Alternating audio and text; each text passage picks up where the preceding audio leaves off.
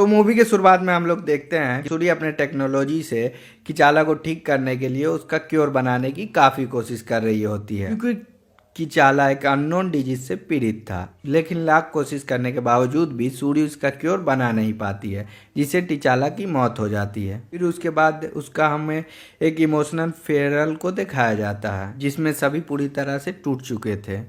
अब यहाँ से कहानी को दिखाया जाता है 1 साल बाद, जहाँ एक ओशियन में वाकांडा के कुछ आउटरीच सेंटर पर फ्रांस के कुछ मिलिट्री फोर्स आते हैं वाइब्रेनियम चुराने। लेकिन तभी वहाँ होकोय और उनकी टीम आकर उन सभी को रोक लेते हैं। फिर आगे इसी चीज़ को वो वाकांडा की क्वीन रोमंडा यानी टिचाला की मॉम एड्रेस करती है यूनाइटेड किंगडम के एक हेयरिंग में। अब हमें यहाँ पता चलता है कि सिर्फ वाकांडा पर ही वाइब्रेनियम के मीटियोराइट नहीं गिरी थी, अटलांटिक ओशियन पर भी गिरी थी, यानी कि अटलांटिक ओशियन में भी वाइब्रेनियम मौजूद है। वहीं हम रीडी यानी कि आयरन हट को देखते हैं, जिसने वाइब्रेनियम डिटेक्टर नाम की एक डिवाइस बनाई थी। इसका यूज करके यूएस गवर्नर की टीम जाते हैं अंदर वाइब्रेनियम को ढूंढने, और काफ़ी डीप में जाने के बाद ये सब टैलोकोन सिटी के काफ़ी नज़दीक पहुंच जाते हैं, जहां टैलोकोस का लीडर नेमोन को अपने लोगों के लिए खतरा महसूस होता है। इसीलिए वो अपने गार्ड्स के साथ यूएस गवर्नर की टीम पर अटैक करते हैं और उन सभी को जान से मार देता है।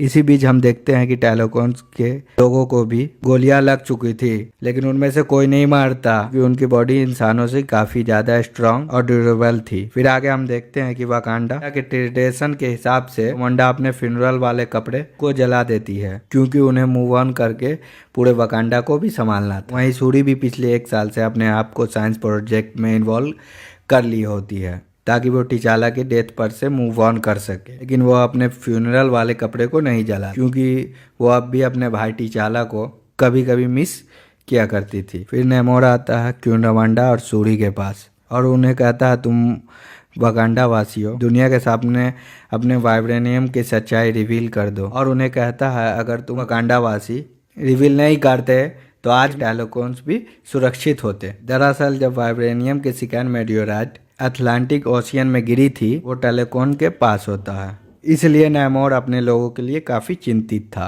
फिर वो क्वीन रामोंडा से कहता है, तुम वाकांडियंस हमारे साथ मिल जाओ, ताकि हम मिलकर दुनिया पर राज कर सके। लेकिन क्वीन मना कर देती है, जिससे नेमोर कहता है, अच्छा ठीक है, लेकिन तुम मेरे लिए एक काम करो। मुझे पता चला किसी साइंटिस्ट ने एक वाइब्रेनियम डिटेक्टर बनाया है, तो मैं चाहता हूँ कि उस साइंटिस्ट को ढूंढकर मेरे सामने लाओ, ताकि मैं उसे जान से मार सकूं। अब ये सब सुनने के बाद सूरी और हुक पहुंचते हैं MIT में, जहां रीरी स्टडी करती थी। वहां एक लैब भी होती है, जहां उसने अपने प्रोटेक्शन के लिए आयरन हार्ट का सूट भी बना के रखा हुआ था। लेकिन यहाँ हमें पता चलता है रीरी ने अपना वाइब्रेनियम डिटेक्टर यूएस गवर्नर को नहीं दिया था, बल्कि उसकी एक टीचर ने बिना परमिशन के उन्हें दे दिया था।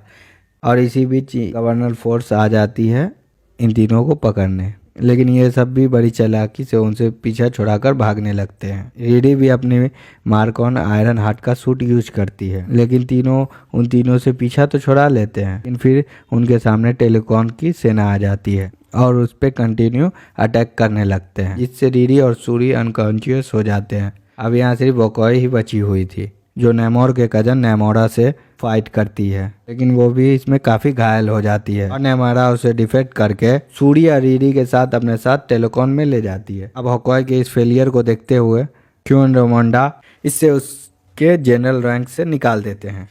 फिर क्वीन नाकिया से मिलने हथिया में जाती है। एक्चुअली नाकिया पिछले 6 साल से गायब थी किसी रीजन से, और यहाँ अकेली रहा करती थी। फिर क्वीन उससे कहते हैं कि सूरी और रीडी को ढूंढ लाओ, और हम देखते हैं कि टैलोकोन सिटी में सूरी नेमोर से रिक्वेस्ट करती है कि वो रीडी को ना मारे, क्योंकि उसने वो वाइब्रेनियम डिटेक्टर यूएस गवर्नर को नहीं दिया था। और इसी बीच हमें नेमोर की ओरिजिन पता चलती है। एक्चुअली उसका परिवार पहले अर्थ पर रहा करता था, पर उस टाइम पे वहाँ स्पेनिश के लोग आकर उन पर रोल करने लग गए, जिससे उसके सारे लोग अपने गॉड से प्रे करने लग गए, और उनके गॉड भी उन्हें एक ग्लोइंग फ्लावर की तरफ ले गया, जो कि वाइब्रेनियम पर ही ग्रो करती थी। फिर नेमोर की मॉम और बाकी लोगों ने उन फ्लावर को कंज्यूम किया, सभी मारे गए। लेकिन वो दोबारा से रिबॉर्न हुए तो उनके बॉडी में चेंजेस आ गए और वो बन गए टैलोकॉन्स। पर दिक्कत ये थी कि वो सब पानी के बाहर ज़्यादा टाइम तक सांस नहीं ले सकते थे, जिससे वो सब भूषण में चले गए और इसी तरह उनके टेलेकॉन्स की एम्पायर शुरू हुई। तभी नैमोर की मॉम भी प्रेग्नेंट थी, जिससे नैमोर का जन्म ओशन के अंदर ही हुआ। और पूरे टेलेकॉन के लोगों में से सिर्फ नैमोर ही ऐसा था कि सिर्फ पानी के अंदर और बाहर भी एक नॉर्मल इंसान की तरह सांस ले सकता था। फिर उसकी मॉम की जब डेथ हुई, फिर उसकी आखिरी रिक्वेस्ट थी कि उन्हें अपने मदरलैंड में ही दफनाया जाए। इससे नैमोर उनको लेकर ओशन के बाहर जाता है। वो देखता है कि अब भी स्पेनिश के लोग अपना राज चला रहे हैं, जिससे नैमोर उन सभी लोगों को जान से मार देता है और अपनी मॉम को वहां दफन कर वापस भूषण में लौट जाता है।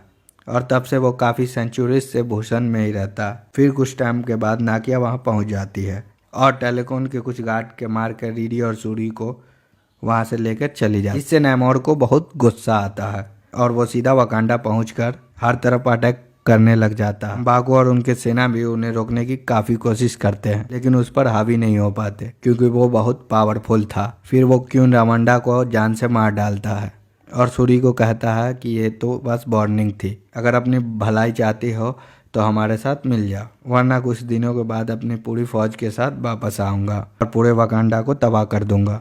फिर आगे हम देखते हैं सूरी को बहुत गुस्सा आ चुका था, इससे वो किसी तरह ब्लैक पैंथर को जड़ी बूटी को तैयार कर लेती है और अपने अंदर कंज्यूम कर न्यू ब्लैक पैंथर बन जाती है। उसके बाद वो अपने बगांडियन के सेना के साथ एक शिप में बैठकर ओशियन के बीचों बीच पहुंच जाते हैं जहां टेलेकॉन्स मौजूद थे। अब ये दोनों टीम में एक लंबी फाइट चलती है। दोनों ही टीम एक दूसरे को कड़ी टक्कर दे चुके होते हैं। अब सूरी को पता चल चुका था कि नैमोर की उसकी शक्ति पानी से मिलती है। अगर वो पानी के बाहर भी फाइट कर रहा है तो कुछ न कुछ पानी की कोई एजेंट होती है, इसलिए कमज़ोर करने के लिए सूरी ऐसे ड्रायर का यूज़ करती है ताकि उसकी बॉडी से सारी पानी सूख जाए। इसी तरह सूरी नैमोर को पूरी तरह से डिफेक्ट कर ही देती है और उसे जान से मारने वाली होती है। तभी उसकी मॉम की बात याद आ जाती है, जिससे वो नैमोर को कहती है अगर तुम्हें जिंदा रहना है तो सरेंडर करना पड़ेगा, जिससे नैमोर उसकी बात मान जाता और अपने आर्मी के साथ वापस टेलेकॉन में लौट जाता। लेकिन जब वह वहाँ पूछा जाता है कि तुमने सूरी के आगे हार क्यों मानी, तो वो कहता है कि मुझे पता है कि वकांडा पर अब कई सारे हमले होने वाले हैं, इसीलिए वकांडा को मेरी ज़रूरत पड़ेगी, तब हम उनका फ़ायदा उठाएंगे। और हम आगे देखते हैं सूरी अपने फाइनली फ्यूनरल वाले कपड़े जला देती है क्योंकि अब उसे मूव ऑन करना था। इसके बाद अब हम बाकू को वकांडा का किंग बना दिया जाता है क्योंकि सूरी से ज़्यादा उसको एक्सपीरियंस है। अभी सूरी उसके लिए तैयार भी नहीं थी। फिर आगे हम देखते हैं कि सूरी हती में जाती है नाकिया से मिलने, जहाँ नाकिया उसको अपने बेटे से मिलवाती है। असल टीचाला नहीं चाहता था कि उसके बेटे पर वकांडा का कोई प्रेशर आए, अब उसे लड़ाई झगड़े से दूर रखना चाहता था, इसलिए नाकिया यहाँ काफ़ी सालों के लिए रह रही होती है और इसी के बाद मूवी का एंड हो जाता है।